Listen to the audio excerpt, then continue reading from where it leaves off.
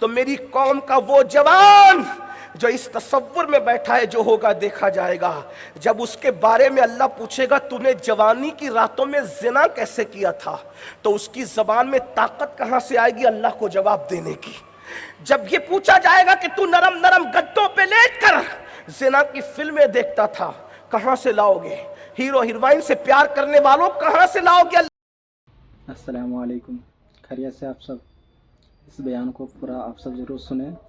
کرنے والوں کہاں سے لاؤ گے اللہ کی بارگاہ میں جواب دینے کے لیے؟ زبان میں طاقت قرآن کہتا ہے وَتُكَلِّمُنَا أَيْدِيهِمْ وَتَشْهَدُ أَرْجُلُهُمْ بِمَا كَانُوا يَكْسِبُونَ، یہ چر چر چلنے والی زبان پر قدرت مہر لگا دے گی۔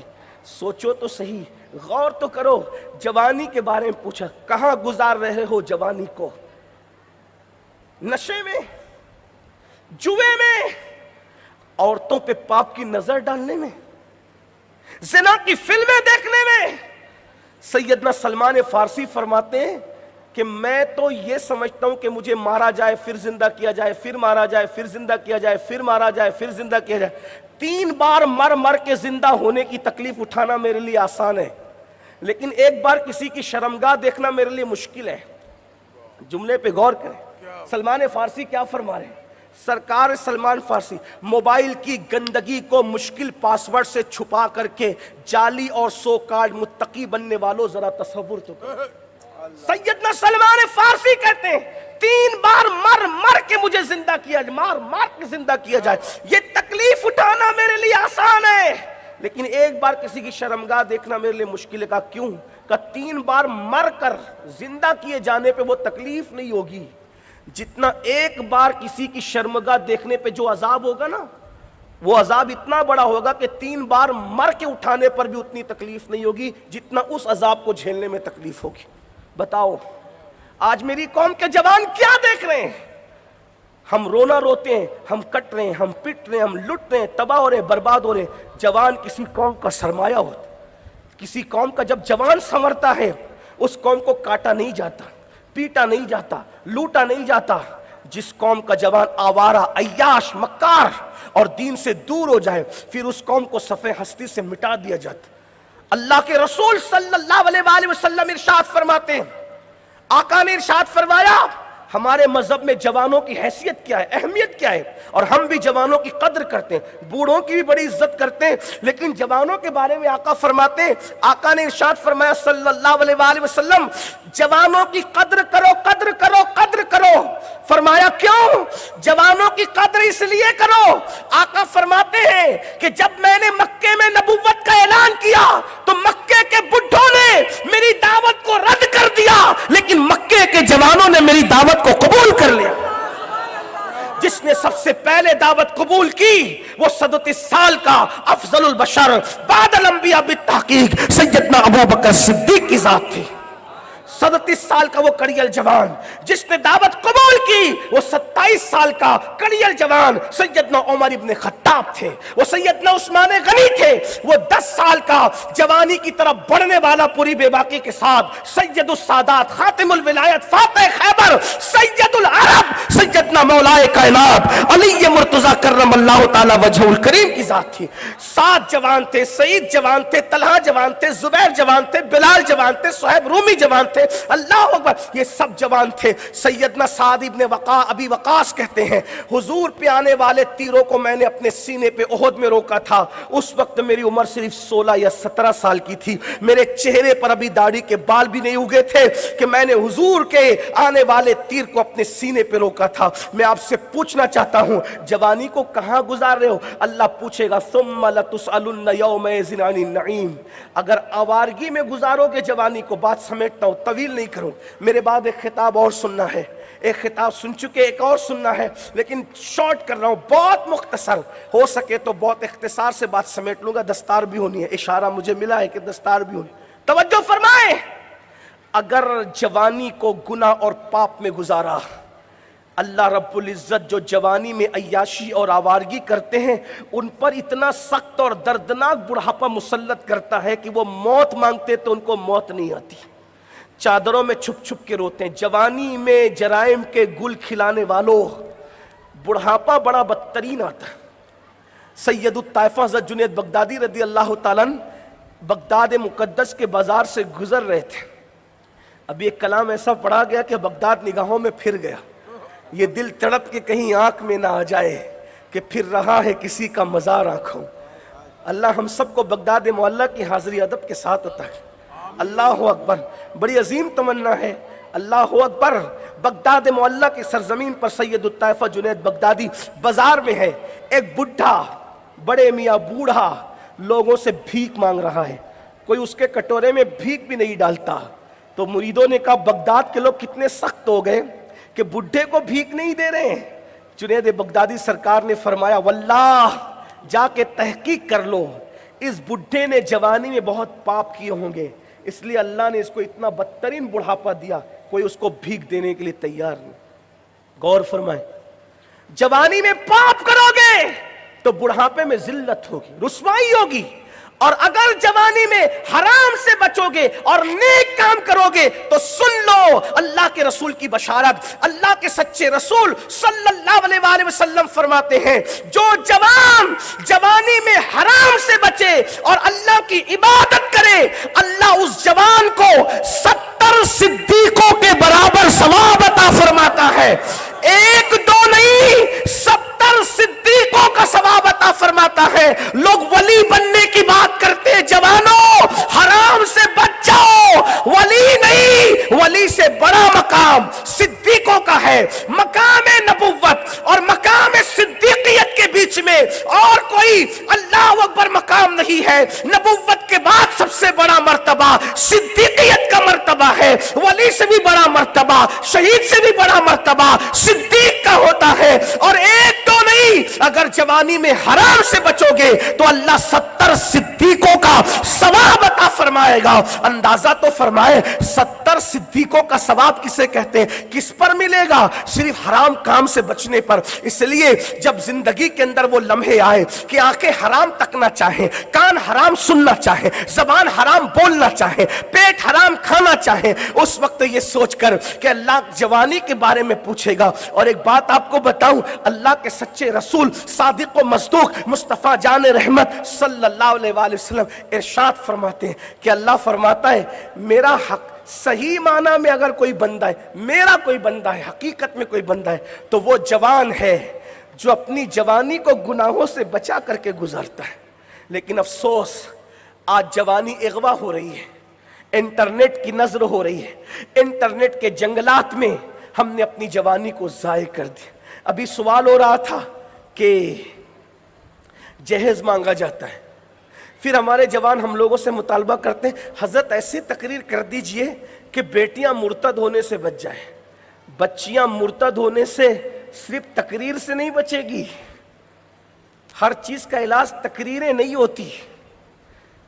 رات بھر تقریریں سن کر صبح کو خواب خرگوش میں سو جانے والی قوم کبھی ترقی کی منازل طے نہیں کر سکتی جب تک میدان عمل میں نہ ہو. کبھی سوچا اگر بیٹیاں مرتد ہو رہی ہے تو کیوں ہیں؟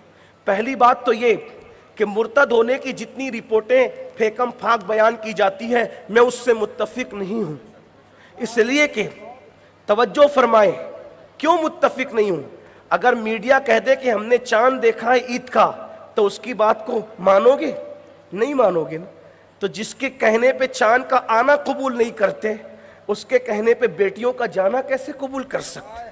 کہیں یہ سازش تو نہیں ہے ہماری بیٹیوں کو بدنام کرنے کی؟ اس لیے کہ ہر کہی ہوئی بات کو بول دینا یہ اچھی بات. ہاں کچھ مرتد ہو رہی ہیں لیکن اتنی نہیں ہے جتنی بتایا جا رہا ہے. ہمیں مایوس بھی کیا جا رہا تاکہ کل تانا دے لوگ کہ تمہاری بیٹیاں تو ایسے ہیں. میں یہاں پر ایک جملہ لوگوں سے کہتا ہوں, آج کی تاریخ میں بھی کسی کی ماں اتنی پارسا نہیں ہے جتنی مسلمانوں کی بیٹیاں پارسا. آج بھی ہمارے یہاں پارسائیت موجود ہے, پوترتا موجود ہے, تقدس موجود ہے. اس لیے کہ ہمارے یہاں اب بھی کردار سیدہ فاطمہ زندہ ہے. اس لیے ہماری بیٹیوں میں ابھی بھی لیکن بچیاں جاری کیوں جاری؟ میں آپ سے سوال کرتا ہوں, جلسہ کرنے والوں سے لے کے جلسے میں شریک ہونے والوں تک, ممبر والوں سے لے کر کے زمین پہ بیٹھنے والوں تک, ہم نے سوچا بیٹیاں کیوں جا رہی؟ نمبر ایک, سب بیٹیاں نہیں جا رہی. لوگ کہتے ہیں غریبی کی وجہ سے جا رہی ہے, لوگ کہتے ہیں اس کی. میں نے کہا مسئلہ غریبی کا بھی اتنا نہیں ہے. مسئلہ رشتوں کا بھی اتنا نہیں ہے، مسئلہ دوسری چیزوں کا بھی اتنا نہیں.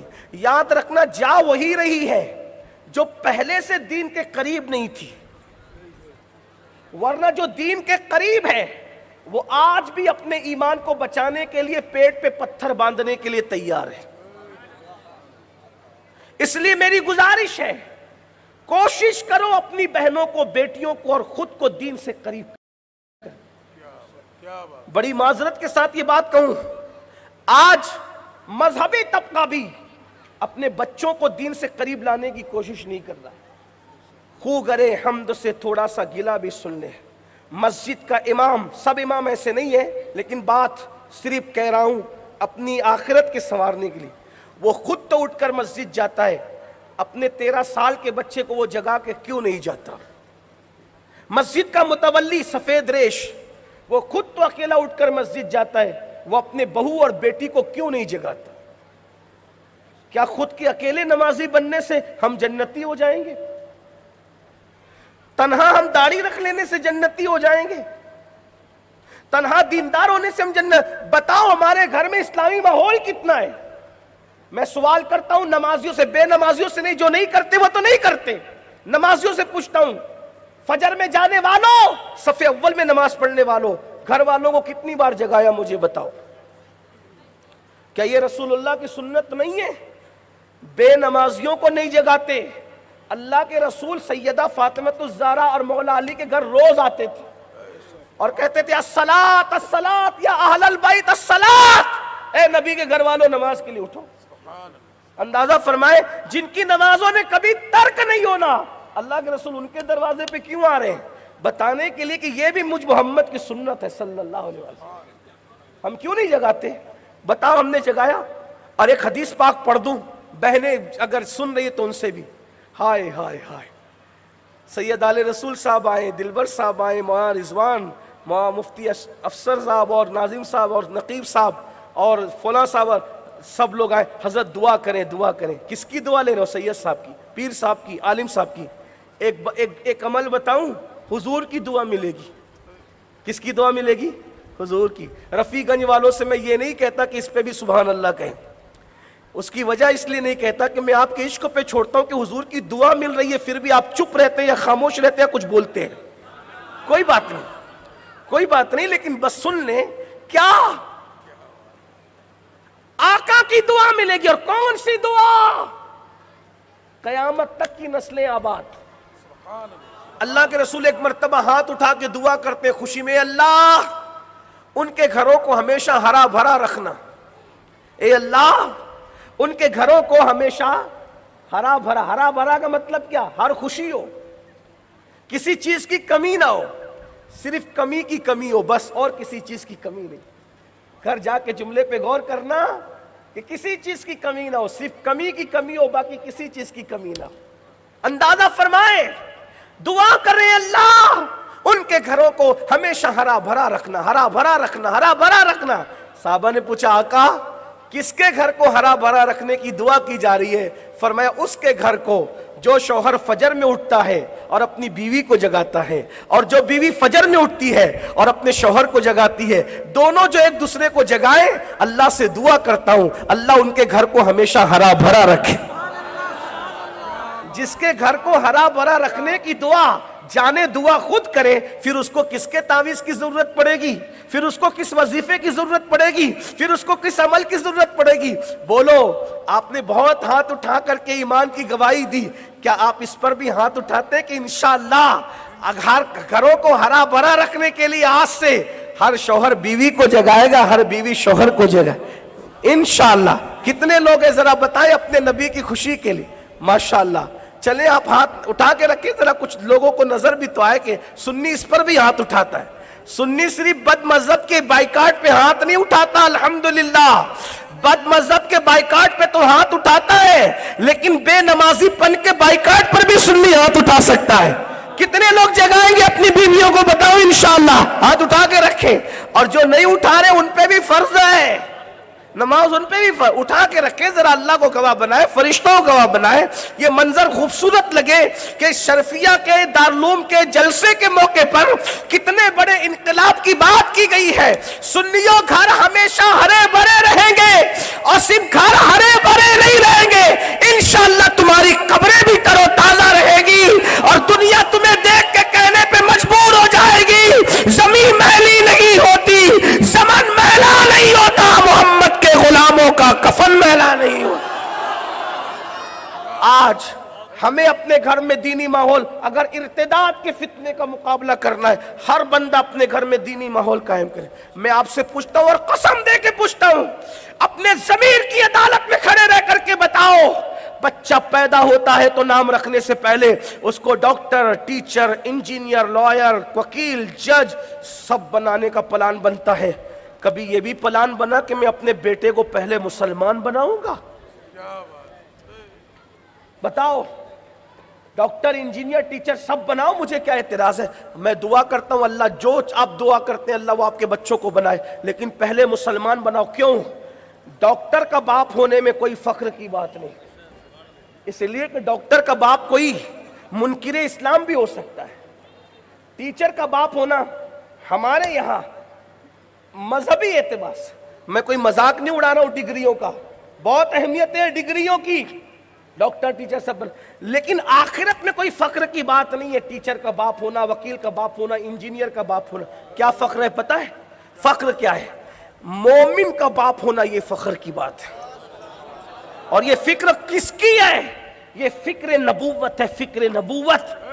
जब हजरत सैयदना ईसा, हजरत यूसुफ अलैहिस्सलाम अपने बाबा हजरत याकूब से बिछड़ गए, जब हजरत यूसुफ अपने बाबा हजरत याकूब से बिछड़ गए, जब बिछड़े थे तो बच्चे थे और जब मिले तो कई बच्चों के बाप बन चुके थे। तो जिस बेटे ने गम की खबर लाया था कि बाबा तेरे यूसुफ को भेड़िया खा गया, वही बेटा खुशी की खबर लाया, बाबा आपका यूसुफ तो जिंदा है।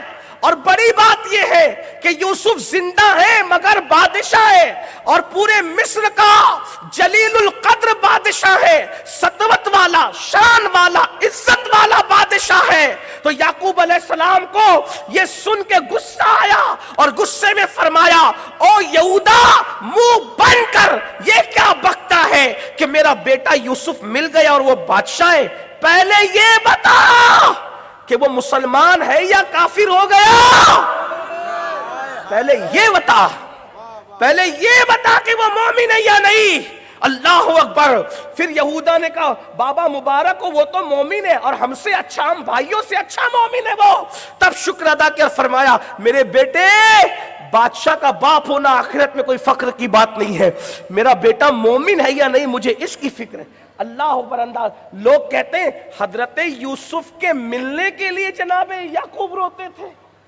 अगर हजरत यूसुफ से सिर्फ मिलने के लिए रोते थे तो मिलने के बाद ये गुस्सा कैसा, मिलने के बाद ये गुस्सा कैसा। हजरत याकूब के रोने की वजह ये भी थी कि बच्चा मुझसे दूर होकर मेरे मसलक पे रहेगा कि मेरे मजहब पे रहेगा कि, हालांकि वो तो नबी थे।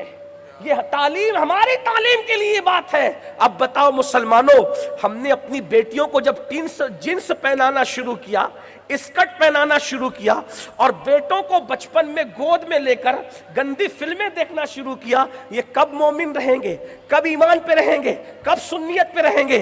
जाते जाते इतना अर्ज करूं, जलसे का सुन्नी बन जाना और है, जलसों में सुन्नी बनने वालों को जन्नत नहीं मिलने वाली जब तक कि आपका इनसाइड, अंदर, तन्हाइयों के अंदर आपकी सुन्नियत चांद की तरह न चमके, सितारों की तरह न चमके, सोने की तरह खरी खरी न चमके, उस वक्त तक के आप हम निजात हासिल नहीं कर सकते। ये कौन सी बात है कि जलसे में तो हमारे जज्बात देखने वाले होते हैं, फिर तन्हाइयों में वो जज्बात कहाँ जाते। घर की शादी में डीजे भी लग रहा है, घर की शादी के अंदर नाच भी हो रहा है, बच्चों को माज़अल्लाह गोद में लेकर के ज़िना की फिल्में भी देखी जा रही है, बेटियों को बाजू में बिठा करके माए पाकिस्तानी सीरियलों के नाम पे अफेयर करने का तरीका सिखा रही। کتنے گھر ہیں جن گھروں کے اندر پاکستانی سیریل نہیں دیکھے جاتے؟ لعنت ہے ان سیریلوں پر جو دیور کو بھاوج کے ساتھ زنا کرنے پہ ابھارے. بڑی بہنیں جو اپنے منگیتر کے ساتھ معاذ اللہ حرام کاریوں پہ ابھار. ہنسنے کی بات نہیں ہے، لٹ رہا ہے نشیمن، لٹ رہا. تمہیں کالی گھٹاؤں کا نہیں پہچاننا آیا، اندھیرے سے دھواں اٹھتا ہے اور تم کہتے ہو ساون ہے. نشیمن جل رہے ہیں. جو بچیاں جا کر ارتداد کا اظہار کر رہی ہے وہ تو مرتد ہو ہی گئی ہے. جو تمہاری گود میں بیٹھ کر مرتد ہوئی ہے اس کا ماتم کون کرے گا؟ جو بچیاں اسلام پہ تمہارے گھر میں اعتراض کر رہی ہے، جو بچے تمہارے گھر میں مسلمان نہیں رہ گئے، اس کا آخری بات ایک بات عرض کروں. اگر کسی کو اتنا ارے مولانا ہماری نسل مومن رہ جائے گی، ایک بزرگ کا ذکر کرتا ہوں، یاد رکھیں. بہت دور کی بات نہیں ہے، ماضی قریب کا ایک بہت بڑا چہرہ، بہت بڑا امام المنطق علامہ فضل خیر آبادی. کون نہیں جانتا فضل خیر آبادی کو، جس نے سب سے پہلے انگریزوں کے خلاف دلی کی جامع مسجد میں جہاد کا فتویٰ پڑھا تھا. تن کے گورے من کے کالے انگریزوں کو ہندوستان سے بھگانے کے لیے خون کا آخری قطرہ بھی انڈمان کی جیل میں قربان کر دیا. جس کو بیل گاڑی کے پہیے سے باندھا گیا تو جب ہڈیاں ٹوٹتی تھی تو وہی فضلیہ کہتے تھے اغثنی یا رسول اللہ، اغثنی یا رسول. جیل میں بھی جس کے دل کا تعلق مصطفیٰ جان رحمت سے ٹوٹ نہ سکا، جو جیل کی تنہائیوں میں بھی بیوی بچوں کو یاد کرنے کی بجائے آمنہ کے لال کو یاد کرتے رہے، وہ فضل خیر آبادی. دوسری نسل علامہ عبداللہ خیر آبادی رحمت اللہ تعالی علیہ. اس کے بعد کی نسل نام نہیں لیتا، کچھ مدھم ہوئی، اس کے بعد کی نسل میں اور مدھم پن آیا، اور آج فضل خیر آبادی کی نسل میں کچھ ایسے لوگ ہیں جو اسلام پر اعتراض کر رہے ہیں ٹی وی پہ بیٹھ کر. جب فضل خیر آبادی کے خاندان کے لوگ مرتد ہو سکتے ہیں، فضل کون ہے؟ کوئی معمولی ہستی ہے؟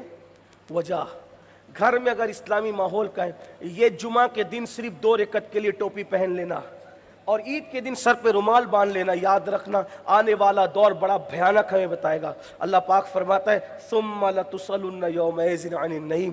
اللہ تم سے نعیم کے بارے میں پوچھے گا. جوانی کی ذمہ داریوں میں ایک ذمہ داری یہ ہے، جب تک بچے ہیں ان کو موڑ دو، ڈھال دو، اسلام کے سانچے میں ڈھال دو. اپنے گھروں میں اسلامی ماحول قائم کرو.